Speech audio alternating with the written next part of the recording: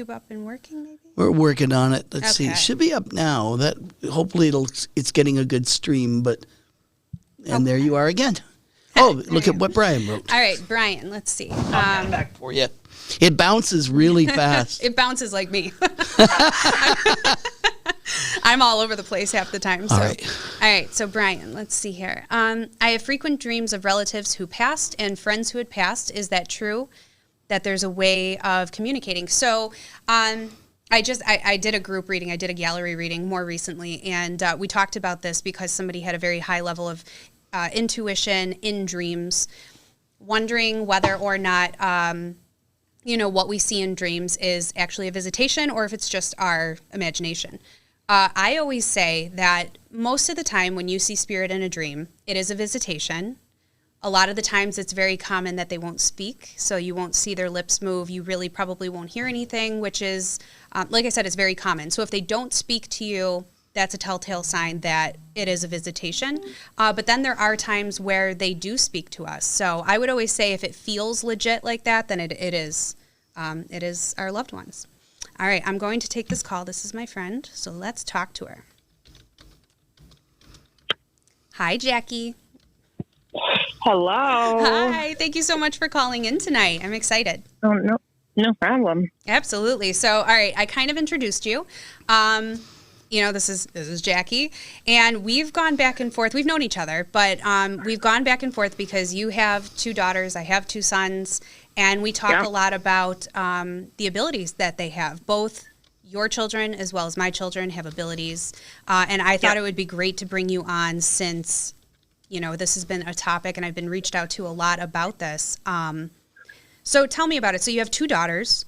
Do both they're twins. Okay, yep. And then do both have the same level of intuition, or how do you differentiate between the 2 of them? One has a higher level? When they were babies, everyone says babies see things that everybody else doesn't. And when they were smaller, it was pretty much on par. But as they've grown older, one continues more verbally about it. And I've asked Abigail, do you feel anything with you? She's like, not really, which, is fine. But Lily is very vocal about, her feelings, good and bad. And she makes it known. It's almost like a switch goes off. Like she's my child 1 minute, and then the very next, she's very soft-spoken to begin with, but sometimes that switch just goes and she's demanding to be heard, and it's, I need to tell you this needs to be heard. And she, it's always in the weirdest places. It's never, it's never somewhere normal. It's the McDonald's drive-thru or, somewhere crazy where I can't get away from it. It's almost like she does it. It has to happen at that point in time so that I have to focus on it. Yep. It's crazy because you've actually said it perfectly. And I want to reiterate this because it's like a switch. That's the perfect way to explain it. People ask me all the time, are you always on or do you block it? Do you shut it off? Can you shut it off? The truth is, you can't necessarily shut it off like it goes away completely. I'm always on. And you'll find that with kids, especially because they haven't trained or, understood it very much, they'll always be on, but there is this switch moment that happens where they'll be busy and they're, going about their lives and whatever might happen, but then they hit a location no matter where it is. And it's kind of like a radio starts tuning in, and they can't avoid it. So the way that you explained it, all of a sudden she'll just be tuning in.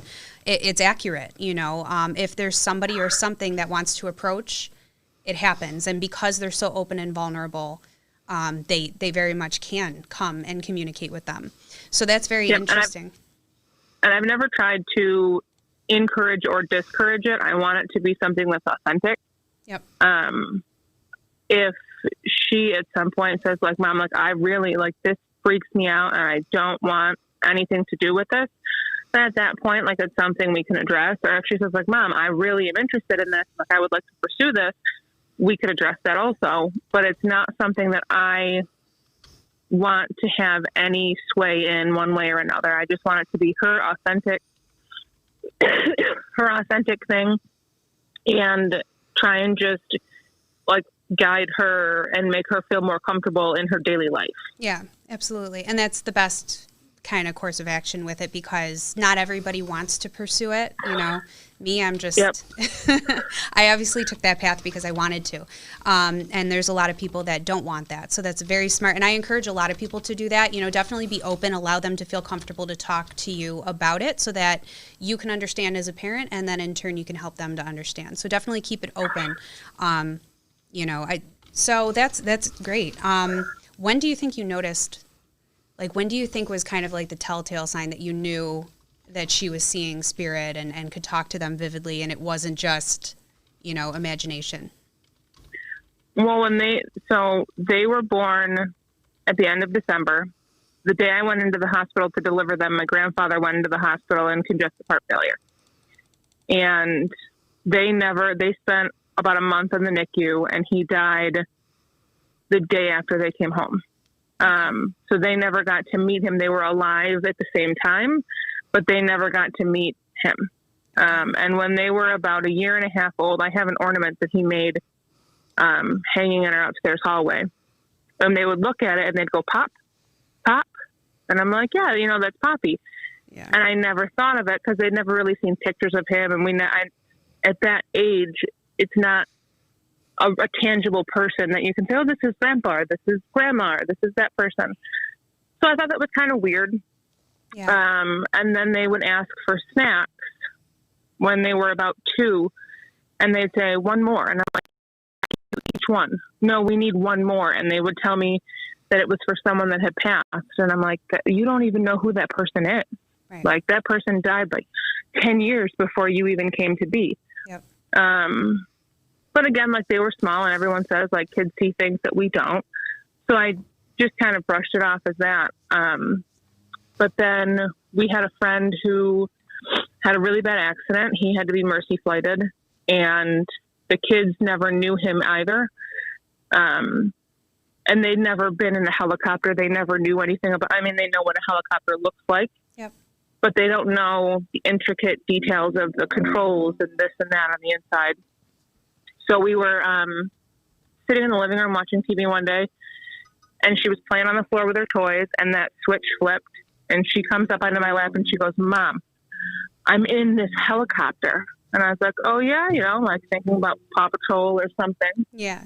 And she's explaining to me in vivid detail, like an adult would explain something to you, all the controls inside the helicopter, all the medical equipment in the helicopter. And that was kind of when I realized, like, this isn't just, you know, kids feeling things. This is something she should not, would not any other way know, except if she was being told by somebody. Yeah. And then about a week later, we were in the McDonald's drive-thru, and the person that had been mercy flighted ended up passing away, and he was cremated, and he was still at the funeral home. And she flipped out. She was strapped into her car seat, and she's screaming, I'm afraid of the dark. I need to get out of here. We need to get him out of here. Like, he doesn't like it here. We had, like, losing it. Like, she was in the moment. Yeah. And then it just stopped. Like, the switch just shut off. And I was like, baby, okay, like, we'll get him out of there. We'll, you know, like, we'll bring him, whatever we have to do. She goes, he needs a flashlight. He can't be here. It's too dark. I'm like, okay. And then the switch turned off. She was gone. Yeah. I later, I relayed the message to somebody that could pass it on wherever. And that person goes, he's still at the funeral home. And then it made sense to me. Like, he doesn't want to be here by himself. He's in a closet at a funeral home. And it was just, I didn't know that. There was no way she would have known that. And that it just kind of like picked up from there. Yeah. That's actually amazing, those stories. It's so crazy because I've had similar things happen, and hearing about them having those situations. There's so many people that have. What I find the most interesting about it is, we've talked before, but the way that she can determine, like, and we laugh about it, but like the quote unquote new dead people versus the old dead people. Yeah, she's terrified of new dead people. The new dead people. It's so strange. It's so funny. Like, when you wrote that to me, I'm like, it's hilarious, but it's so accurate. Like, you know what I mean? And I mean, that's not something that I would know. Like, I don't. Right. Like, yeah, everybody feels like, oh, there's something watching me, or like, this isn't like, I'm picking up bad energy. Like, I feel like everyone has some sort of sense of that, you know? Yeah. Like, yeah. I can't talk to dead people, you know? Right. So when she's like, Mom, the new dead people bother me, I'm like, is there a difference between new dead people and old dead people? Like, I don't know these things. Right. So it's nice to have a resource to be like, chick, is my kid losing it? Or is there really a difference between new dead people and old ones?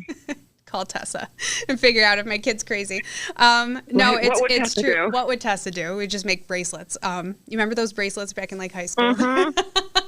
Can we put it on a t-shirt? We should. There we go. I was talking about merchandise. When my show starts back up, like at the casinos and stuff, I'll just make like a "What Would Tessa Do" shirt for all us moms out there. Yes. We need them.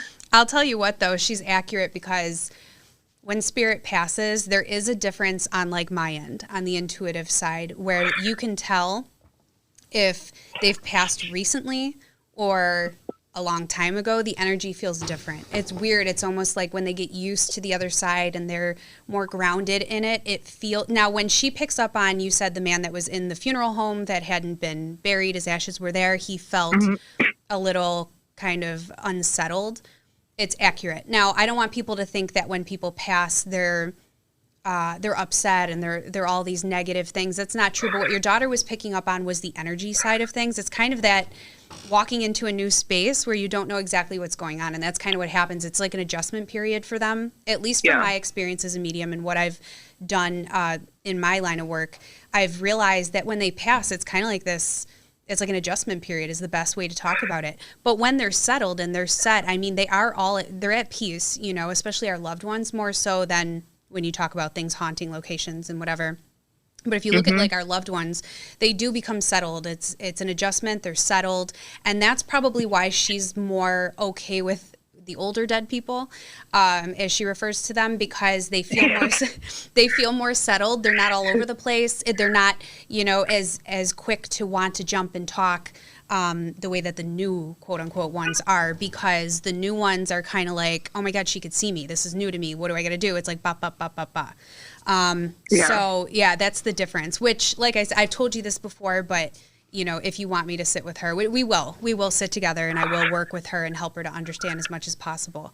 Yeah, because she's definitely, she's an empath, and she picks up on like all of the feelings and energies around her. She's always been like my super anxious kid. She bites her fingernails. Like I have to cut her fingernails like maybe once every other month because she just chews them to nothing. And I was telling you that one day that we went to the cemetery, and she's like, we need to go. We got to get out of here. I can't. Like, I'm all done. We need to go.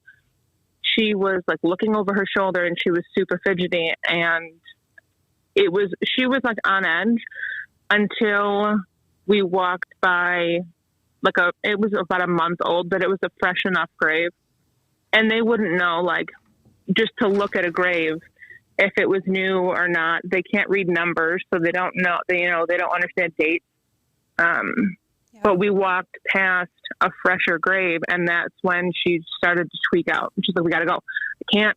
Like the new dead people. I got to go. We need to go right now. Like it's getting dark, and I can't be here. We have to go." Right. And I think that she's always going to feel some sort of way with her new dead people. Yeah.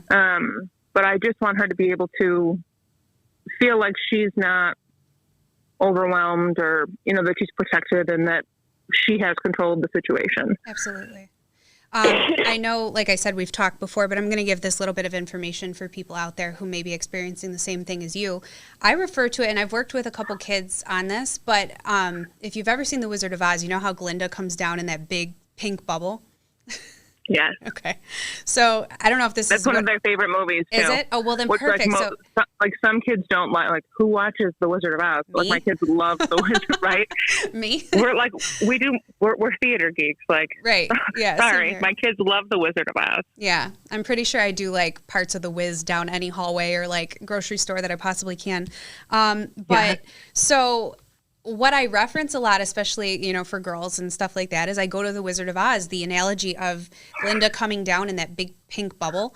It's something that they can relate to. It's something that they can envision. And it's all about intent and what we envision and the energy that we put into it. So what I talk about a lot with kids is like imagining yourself in that big pink bubble.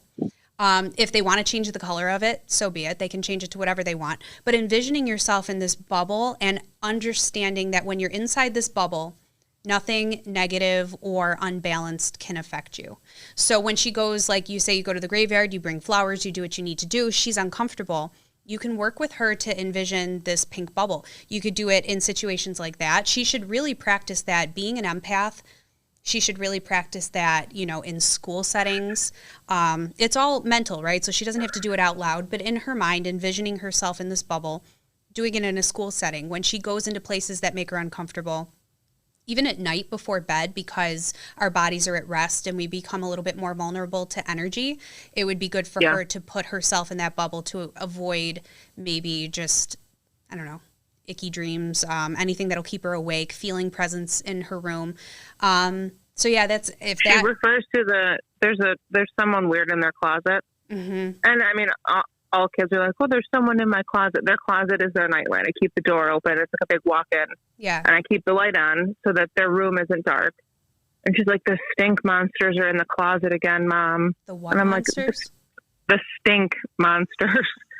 And I'm like, the stink like, monsters. what do you mean the stink monsters? She's like, you don't see them? And I'm like, not really. And I mean, they're almost 7. Yeah. But like, kids still believe in monsters and things under the bed. True. But it always makes me question, like, is that how you refer to what you can see? Because you can't differentiate. Like, are they dead people? Are they, you know, what are they? Yeah. There's stink monsters in here. Yeah. I'm like, okay. Yeah. Well, what that bubble reference does for them is give them a sense of boundaries, right? So it's like putting themselves in this comfortable space where they have boundaries and being able to recognize for themselves that they are able to create that boundary and stop things from bothering them, you know, so setting boundaries. They can even verbally say, like, go away, I don't want to talk to you, this is my space, you're not allowed in here, like whatever it might be, you know, to help them. There's people who have used like the monster spray, right? So they'll put in, but honestly, it's all intention. It's the same way that we walk around with sage in a house or a space and clear the energy. It's intention. Now there are scientific facts behind sage, obviously, in regards to cleansing properties and things like that, but it really comes down to your intention as you're doing that. So it's the same thing with a child. For someone that's that small, it just gets them in the right headspace to be like, okay, I am safe. I don't know that it's just water in here, but it's something that's going to keep all the bad juju away. Yep. And, you know, my monster spray is going to help.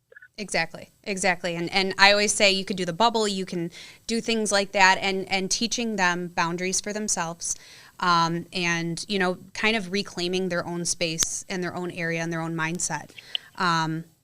So I hope that helps people who have maybe had similar, you know, instances. I want to ask you too, because I don't know if we've ever talked about this, but my kids, and you know my kids, my older son. They're so cute, by the way. They're lucky. They're cute. They are cute and they're lucky. They get by with a lot of stuff. But my older son has more of the same abilities as me. And one of the things that he talked a lot about, you know, when a couple years ago, I think it really started, and it continues on to this day, he's been able to tap into past lives. You know, he's said things about that, which is weird because I've done a lot of past life regressions for myself personally. And I always say that we have a soul group of people that travel along with us throughout our lives. They may switch roles. So, you know, your mother in one life could be a sister in another life, or however that but works. those energies just stay with you. Yeah, absolutely. And so I say, like, when my son talks, some of the things that he's said has lined up with past life regressions and things that I've known about myself, almost as if he was there with me, or he was, there in those lives. One of the things that he said to me one time, and I'll never forget it, was he said he was up in the clouds and he was looking down, and this was before he was born, and he saw me and he chose me as his mother. And then he came down and he, that's how he decided that he was going to be with me. And I've heard other people talk about that, having the same exact experiences like that. So has either of them have any type of, like, have they ever talked about that or past lives or anything? I don't know if it would be so much like a past life thing, but like my grandpa, I always said like my grandpa was my soulmate. Yeah. And like everyone thinks of soulmates as like some romantic thing, but like my grandpa and I were left and right. We were, you can't have one without the other. And it was, I mean, up until the day that I didn't go into labor. I went, like I had a very complicated pregnancy. Lily came out, she wasn't breathing. They were super early. But for me to go into the hospital with my life and the twins' life at stake, and my grandfather to go into the hospital on the same night in congestive heart failure, I don't think was just, coincidence. I think that there was a purpose for that. Yeah. And Lily wasn't breathing when she was born. She didn't breathe for a long time. Wow. They got her up to the NICU. They got her going. But they knew that my grandpa died. Like one kid came home from the hospital. The next one came home 2 days later, and I called him and I was like, "Hey, they're both home." Like, and he said, "I'm so glad that they're home and that they're finally safe. And now I can be with grandma." We got off the phone. He hung out in his room for a few minutes. He went to sleep. And then he just went into a coma and he passed away 2 days later. Oh, wow. And a couple years ago, Lily goes, "Mom, I know why Poppy died." And I was like, "Yeah, like when you get old, sometimes that's what happens. Like you get old and you pass away." She goes, "No, Mom, Poppy died so that we could have his heart." And I was like, "Oh," because Lily came home on a heart and lung monitor. Okay. Her heart rate and her respirations would dip so low that there was no like readable pulse, no readable blood pressure. And this alarm would go off and I'd have to rustle her and she would gasp and then she'd be fine. And, the last time she had an episode was the day we buried him. Okay. So it was like, she didn't know any of that, like she knew that they were in the hospital for a while and that my grandfather passed away, but they didn't know that it was Lily's heart and that he went into congestive heart failure and, all of these different things. And because him and I were so close, I was always like, that's kind of weird that all of these things just happened at the same time. Yeah. I don't believe in coincidences. I really don't. Mm-hmm. So having, things line up the way that you just explained, I mean, it may sound far-fetched to people, but for somebody like me where I look at things in that way, it's like it was like a transfer to her, Yeah. And my mom was at the hospital with me. My aunt was at the hospital with my grandfather. And my mom called my aunt and was like, "Look, Jack's in the hospital. It's not looking good. Like they're going to put her under, do a C-section, take the babies. You have to tell Dad that the babies are coming." Like he would be pissed if he didn't know. Right. So my aunt told my grandpa and he ripped off his, they had him on like a face mask with the heavy like CPAP oxygen, and he ripped it off. And he's like, "My 2 angels, I need you to go and I need you to get 2 angels because I need to give them these. Like they are my 2 angels." Yeah. So for her to even know anything to do like with the heart, I was like, that's him. That's totally him. Yeah. Because how would she know? That's the telltale sign is when somebody says something, it's evidential mediumship is what I always talk about. It's those things that are said that there would be no way for anybody to know about. It's amazing. It's amazing. Mm-hmm. Well, and I try not to tell them like too much about specific situations, almost not like as a test, It's like not a test, but it's a test. Yeah, it's like when you go to a reading and I have something in my pocket and I'm like, okay, dead people, like if she brings this up, it's Yep. But I don't want, not that I don't want her imagination to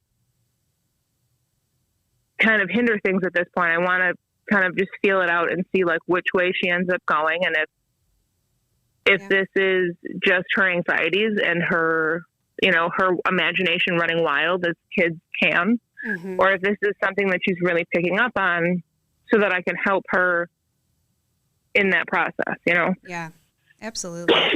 Well, I'm looking forward to sitting with her. I know things have been busy. You can have. I'll trade you. You can have her. You really want to trade? I got 2 boys. Give me the boys. Okay. Give me the boys. All right. You get the girls. Okay. It'll last an hour, but I mean, we could try it. Yes, I'll have to hide all the scissors. There's no haircuts here. Please hide the scissors.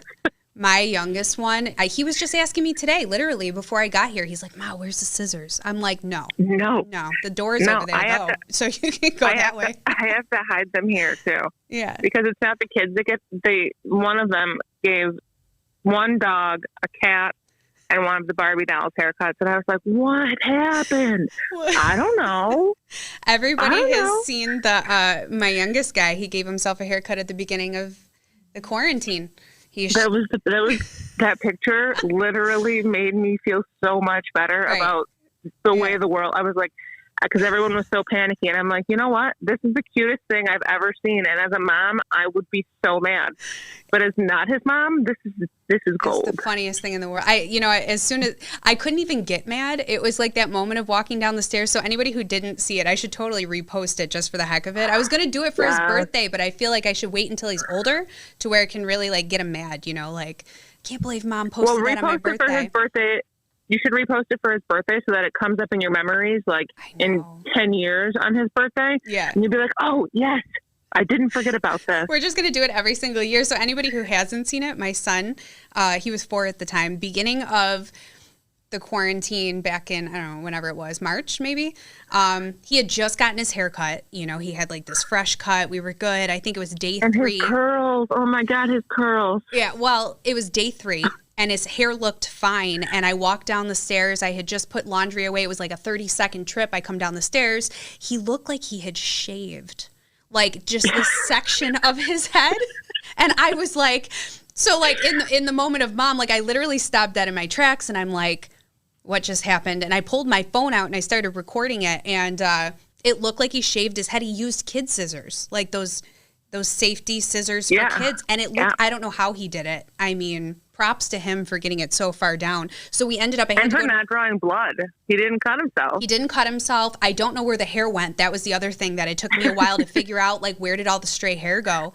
And then we had to go to my sister's boyfriend who cut hair, and I'm like, just shave it off. Like, he's going to need a military cut. I don't know. Like, so he was, like, bald. And I'm like, thank God the schools are closed.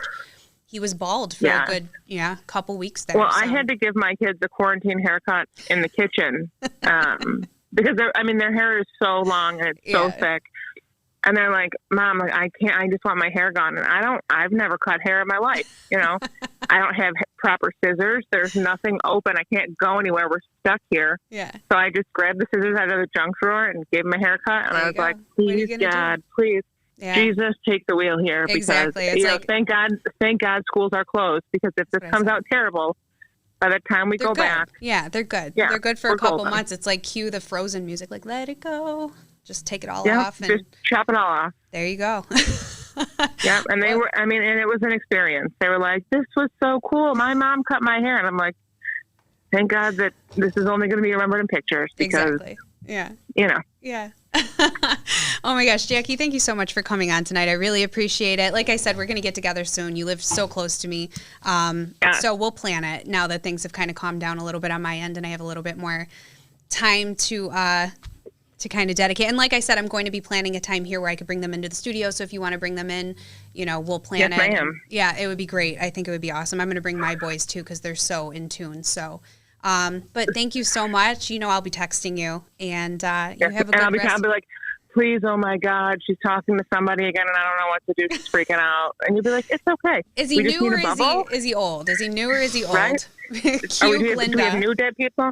Well, that's the problem with being Italian is like you have 1,000 freaking dead people. And I'm like, I don't know. Like, there's like 20 Marias. There's like 30 Roccos and probably like and I'm always talking to like Giovannis. my dead people. And I'm like, guys, like, can you please protect this child? Like, she's freaking out. I just need, like, I need the old dead people, like old in passing and old in age. Like, can you guys just come and like make a little force field around this child and get her back to her Zen den because she's losing her mind. Yeah, right? I know. My grandparents are on the other side. I know it. And they're watching my kids and being like, disgraziati, watching my kids and all the stuff that they do. Yeah. And I look at them sometimes and I see like my dead people and I'm like, oh my God, like, why are you doing this? I'm like, I didn't teach you how to do that. Like, where'd you learn that one? And they're like, I don't know. And I'm like, no, you have that twinkle. Like Grandpa taught you that. And, you know, yeah, and Grandpa did it. They will carry on like having that relationship in spirit with your grandfather. You know, you'll see, you'll hear, you'll recognize a lot of the little influences that he makes with them in their life because he's always around them. So that's super interesting to kind of. That's kind of how I always know, like they're not here, but they're always here. I see things in my kids. Like sometimes they'll like look at me out of the corner of their eye, and I'm like, oh God, what? Yeah, what did I do wrong? Like. That's the look Grandpa gave me when I was in trouble when I was little. Like, what did I do? Yeah. What's wrong? Yeah. What did you do? Exactly. Oh, my gosh. Well, I can't wait to see them and talk more about this. But thank you so much. And thank you for all your help with her. And, absolutely. You know, trying to hone in on how to keep her from letting the anxiety of the new dead people, you know, overcome. Yeah. Because it's something that, you know, if she chooses to shut off, she does. But I want it to be something she can choose later when she's kind of figured out the ropes of it, you know? Like, absolutely. Yeah. I don't want her to shut it off prematurely because it freaks her out a little bit and she gives up on it. Exactly. Yeah, exactly. You're doing the right thing. You're doing all the right things, and I'm here for you. You know, through it, you got to let me know how the Glinda bubble works for her and see if that helps her. Try it tonight, or she's probably already in bed. I don't even know what time it is. But I don't even know. But no, they're not. They don't have school tomorrow. Oh, that's right. Mommy has school tomorrow, but they don't have school tomorrow. Well, you got to let me know. They're up watching zombies. Yep, I know. They stay up all hours. Well, let me know how that goes, and we will be talking soon. Thank you so much. Thank you so much. You guys have a great night. Yeah, you too. Bye, Jackie. Bye. Awesome conversation, huh? Mm-hmm. It's so interesting. And I hope, too, I know there's a lot of people out there. I've been, you know, people reaching out to me and talking about this, which is why I brought her on. I thought it would be perfect, you know, to get some, realize you're not crazy. You know, I think a lot of the times we try to dismiss, our kids have such vivid imaginations and things like that. It's not, they're not crazy. They're seeing things. All right, let's jump to some of the comments. I will take calls. Let's see here. So, okay, we got Sammy Horn. When you do readings, I would love to know, my child's father/boyfriend passed 3 years ago from a sickness. He was only 29. We were together 4 years. If there are any messages from him. Sammy, if you can do me a favor and just type me. His name is Tony. Oh, there you go. She did. Yeah, she caught on to the message Beautiful. we're running. Yeah, and so real quick for everybody else, anybody who wants to connect with somebody, just give me a first name. All right, so luckily I have my handy-dandy paper here. I write a lot. Okay, so Sammy, what I get immediately with him is...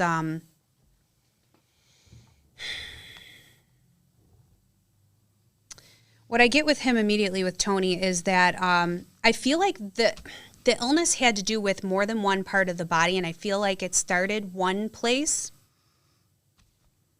For some reason, I want to go to the lungs too. It's like the lungs are. There's something that took over to where I just feel, again, I get a lot of symbols. So what I see whenever something happens where I see light switches shutting down, I feel like whatever attacked him, because I literally hear the word attacked. So I don't know how you understand that, but I feel as though whatever happened to him was almost like attacked or the body attacking itself for some reason. I don't know how you understand that or why he would show it to me that way. But there's nothing that anybody could have done. But I feel the reason I say attack is because it's not anything that could have been prevented is what I feel, okay? And then when they show me light switches, it goes along with the idea of his body being attacked because I see things shutting down. It's just like boom, boom, boom, boom, boom, shutting down. And I do feel that it happened quickly with him. So the one thing I want to talk about, I keep hearing you're doing all of the right things with your child. I don't know if you have more than one. I don't know why I keep getting the number 2 in regards to the children. So I don't know if you have 2 or why he's referencing the 2. So if you can let me know what that means to you as well. I do want to say that he's always watching over. I do feel like there's a reference coming up to either, well, we're in November, right? So I go forward to December. I don't even know what month it is anymore. That's horrible. So I want to go forward to December. So I don't know if there's a birthday anniversary coming up in December for you. So please let me know because he keeps handing you flowers and balloons and things like that in regards to December for you. I also want to talk about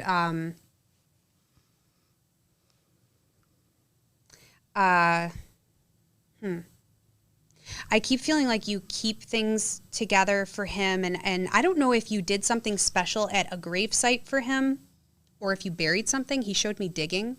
So I don't know if you buried something for him or how you understand the digging because he keeps saying I was there when you buried something or did something in regards to putting it in the ground, whether it be the gravesite or something along those lines for him. She says I've got 2 girls there. Perfect. Okay, so he's talking about the 2 kids because he says I'm watching over the 2 of them. And yeah, something about the dig, like, I don't know what you did for him at the grave or something special done for him and then how you understand the month of December. But do know that he's around you guys. He's watching over the girls. He says your anxiety is really high too. And I know that kind of goes along for everybody, but there's a lot of changes for you. And you're wondering if you're making the right decisions in regards to these changes and these steps that you're taking. He keeps saying, like, don't hesitate in whatever you're doing because it's supposed to better you guys. And I feel some hesitation with you in whatever area of your life you understand that to be. And he's pushing you. He's literally like shoving you and saying, just go and do it. It'll be okay. So I hope that makes sense to you. And just know that he's okay and he's at peace.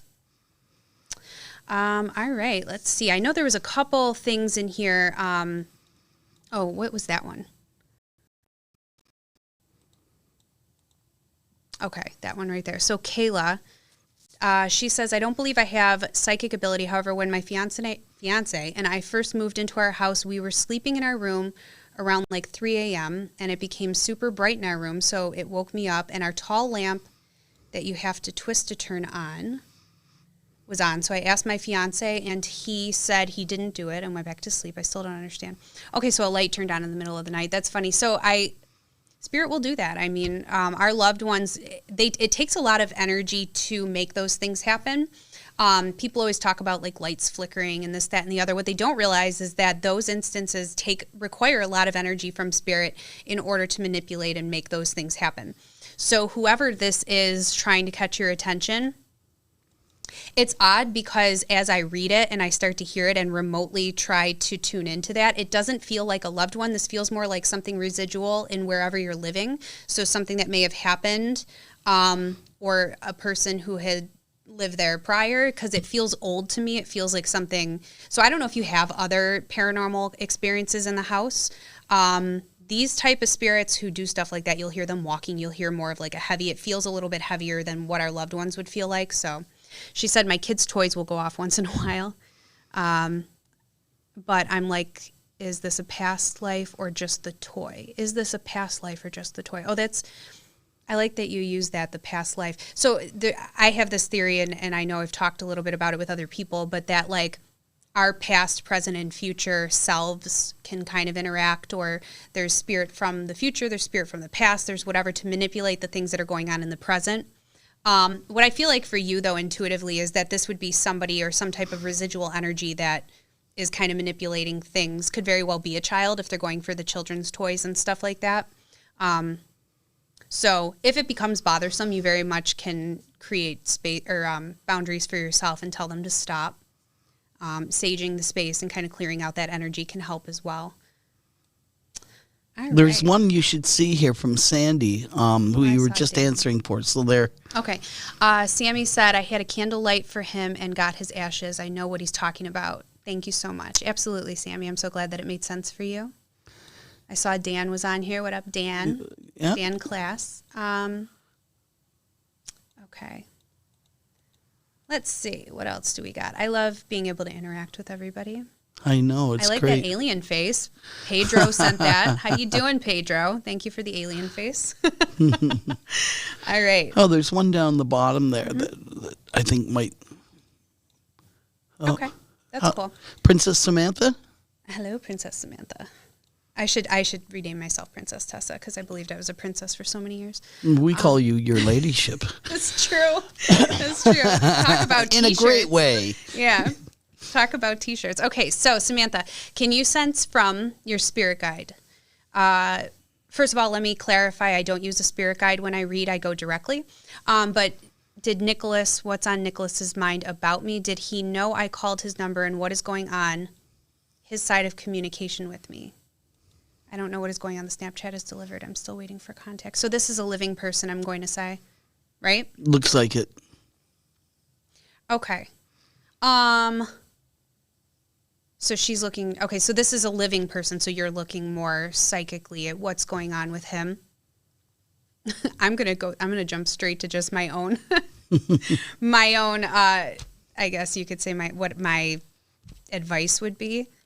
If somebody's not contacting you, I wouldn't even give that person the energy. I've been on such a kick lately of like not giving out my energy to people or situations that don't serve my purpose and what I have going forward. So I hope that can help you.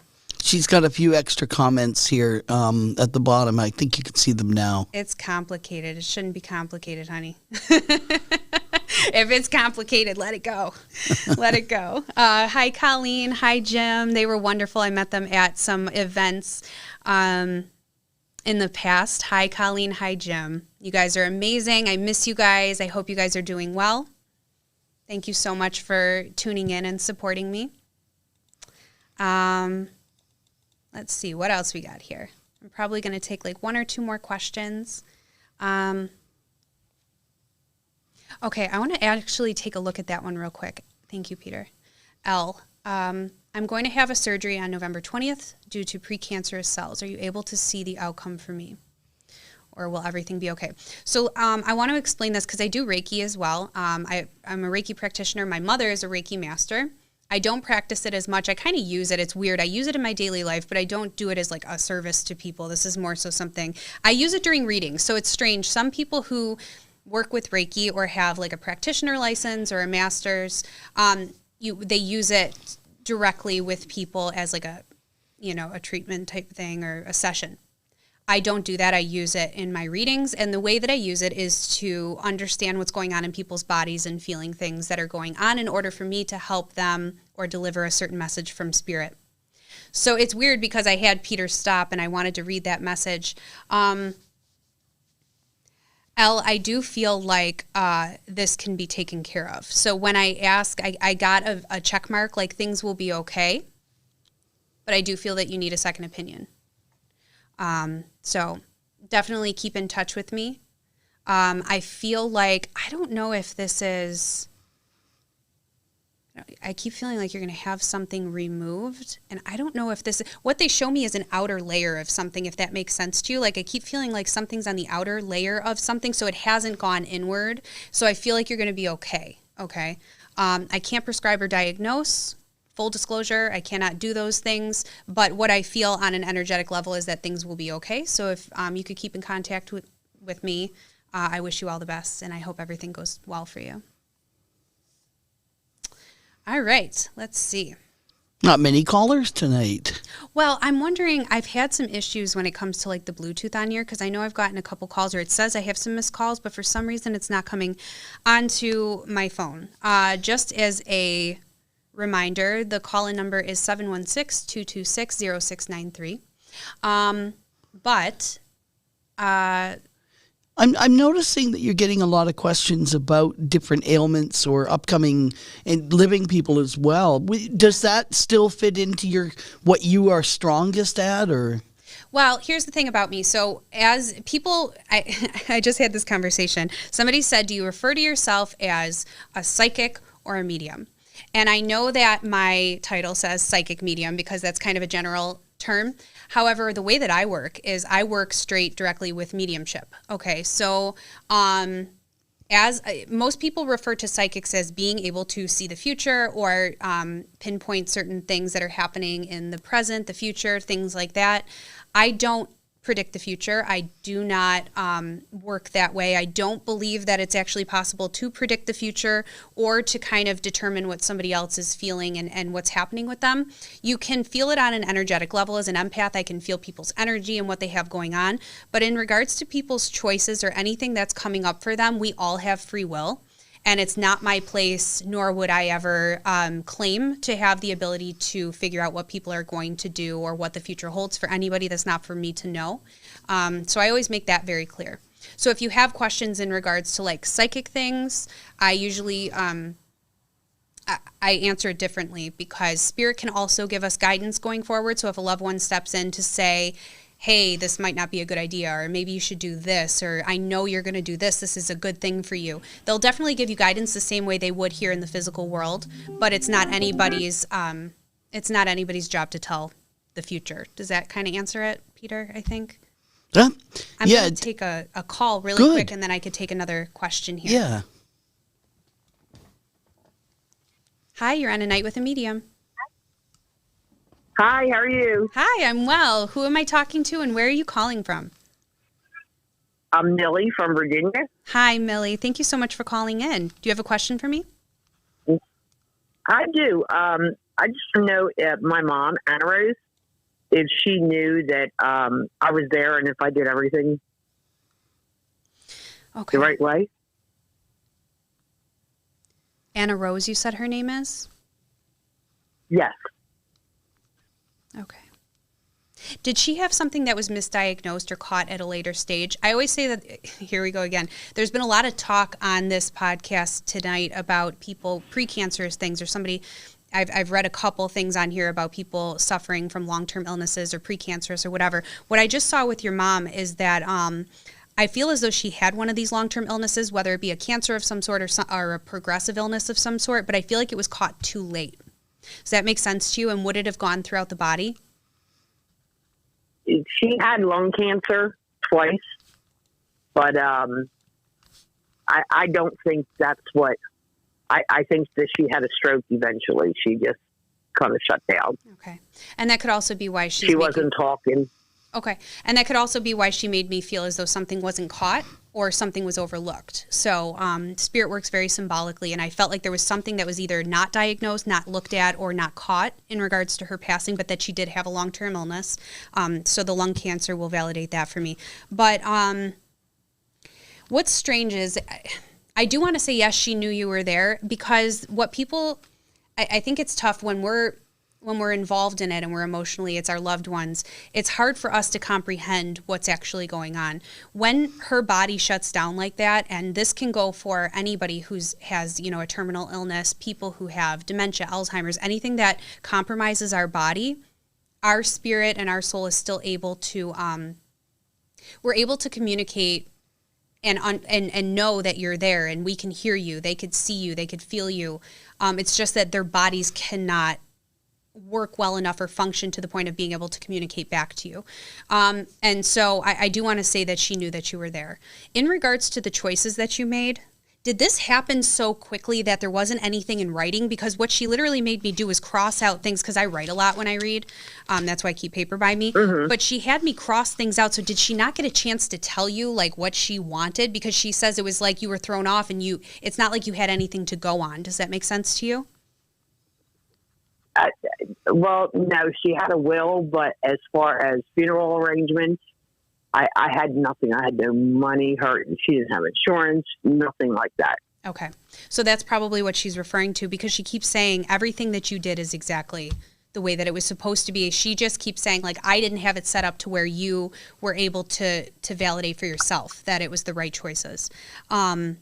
Is there let me see here. I don't know what the number 10 has to do. The 10. I keep wanting to write down April, but then I keep getting 10th, which is my birthday, which is so weird. I wrote down April 10th. But 10 could also be symbolic of the month of October. Does April 10th actually mean something to you? That was when I got married my first time. Oh, okay. That's an anniversary? Like 100 years ago. Okay. Yeah, I mean, a lot of you, I mean, you're talking. Well, for some reason, 30 years ago. For some reason, literally, I wrote down April 10th. That's my birthday. Spirit had me write down April 10th. So I don't know if there's another person in Spirit who made me write this down. I also want to say that the number 10 could be. I'm sorry. That's my ex-husband. Oh, so he's passed. Okay. Yeah. Mm-hmm. Okay. Well, that's interesting. Okay, so let me just. Yeah. We're just digging up all sorts of stuff tonight. Well, here's the thing: is I have no control over who comes through for me, right? So as I start to connect with you, do know that your mom is here.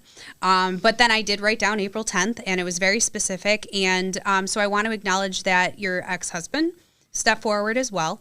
I don't know if he also had a long-term illness as well, because he drew an arrow up to your mother and said that there was a similarity between, because he makes me want to cough, so he goes to the lungs. So did he have problems in the lungs as well? Nah, he took his life. Okay. So it's weird because when I wrote down, is there a reference to the month of October for him then? October would be my father. Was your father? Oh, you just have everybody coming through today. Okay, so the weird thing is your ex-husband referenced the lungs. So I don't know if the way he took his life had to do with stopping the breathing, because I keep feeling like I want to say I wasn't all there at the time of this, or he wasn't.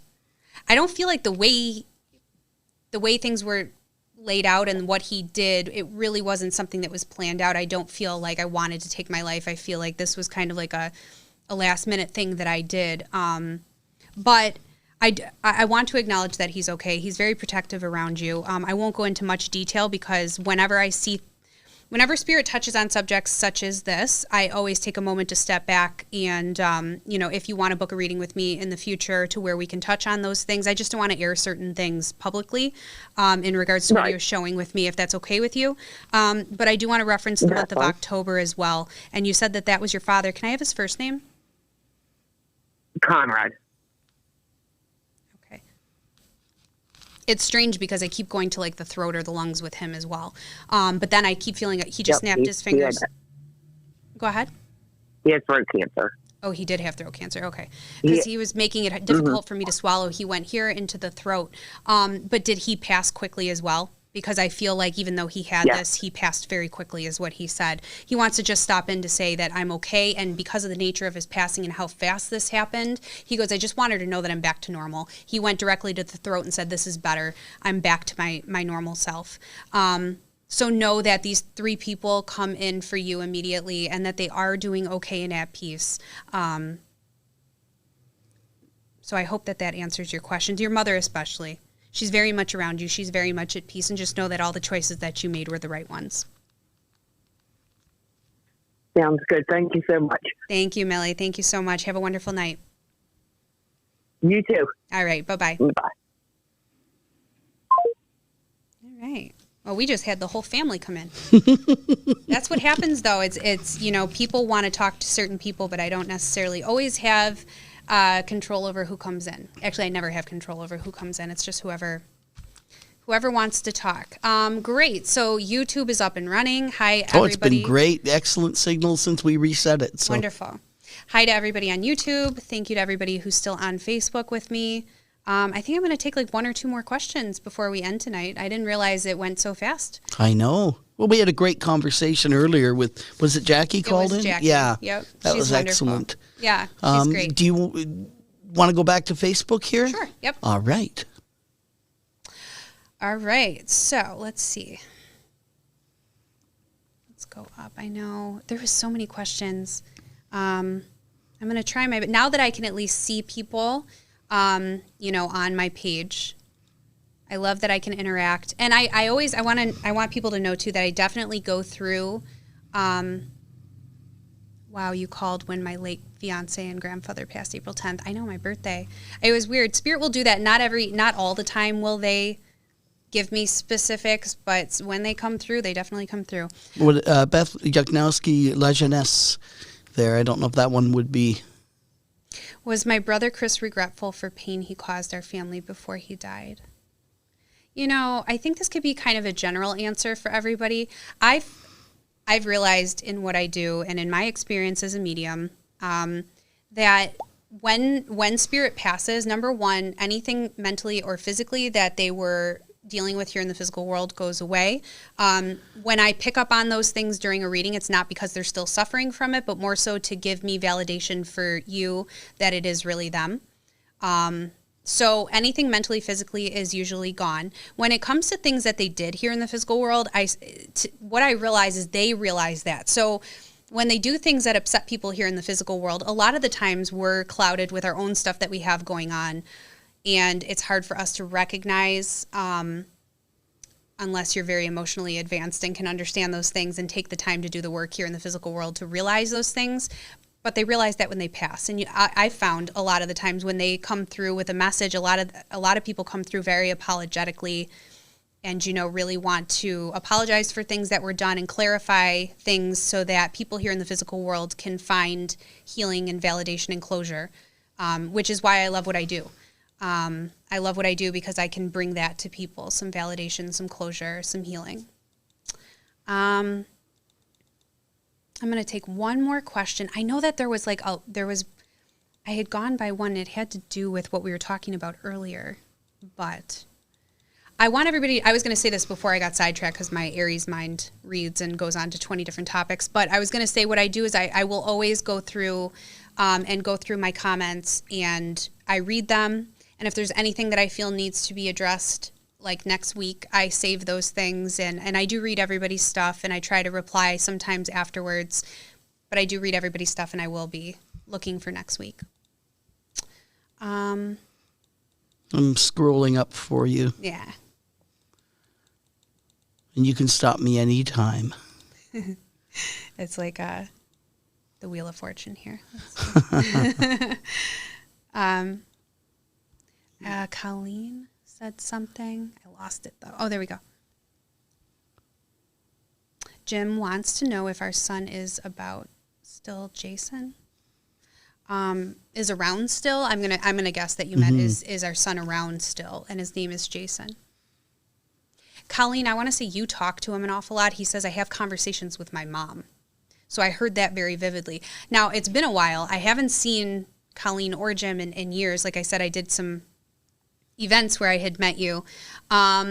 So it's been years. So which is great because I don't like to know anything in regards to when I pick up on readings. But I know one of you has a very strong ability, but I feel like, Colleen, you have the conversations with him. When we talk to our loved ones, it's like keeping a connection with somebody who's left and gone long distance and they moved across the country. And I always refer to it as, you know, if they've moved across the country, the way to keep communication is to continuously talk to them and you keep that energy going. And so, Colleen, I want to say to you that you do talk a lot to him and you keep that communication there. I feel like he makes himself known a lot, but in dreams with you, Colleen.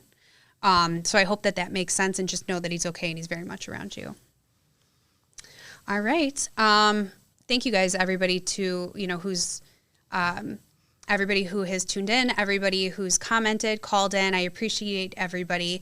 If you want to book a private reading with me, you can send me an email or you can message me on Facebook. My email is tessadelzappo@gmail.com. And we could book a private reading. And what I'm going to do for next week, if you can subscribe to my YouTube channel, I am going to be picking somebody randomly to win a free 15-minute reading with me. So I will announce that person next week. I All right, we good, Peter? I think we're good. I encourage people to remember that you do check the comments very thoroughly after the show. Yeah. And also, if you've got suggestions for the show, ideas, you want to be involved in something, don't hesitate to share them with Tessa, because she relies on this feedback to help build it. I just wanted to say that there were 164 comments on the Facebook page, and if 1/4 of those are ask requests for readings, even at 2 minutes each, you're looking at 80 minutes worth of time. So we do our best to get to as many as possible, and we're working on a new system that works really well for Tessa. But you do a great job, Tessa. What an honor it is to be part of it. Oh, thank you. I love you guys so much. I appreciate it. I appreciate everybody who tunes in. And absolutely, I do check the comments. I do go back and I read everything. So I will look them over, and if there's anything that I can address, next week, I absolutely will. And if you would like to book a private reading with me, go ahead and contact me. But I will see everybody next week, so thank you so much.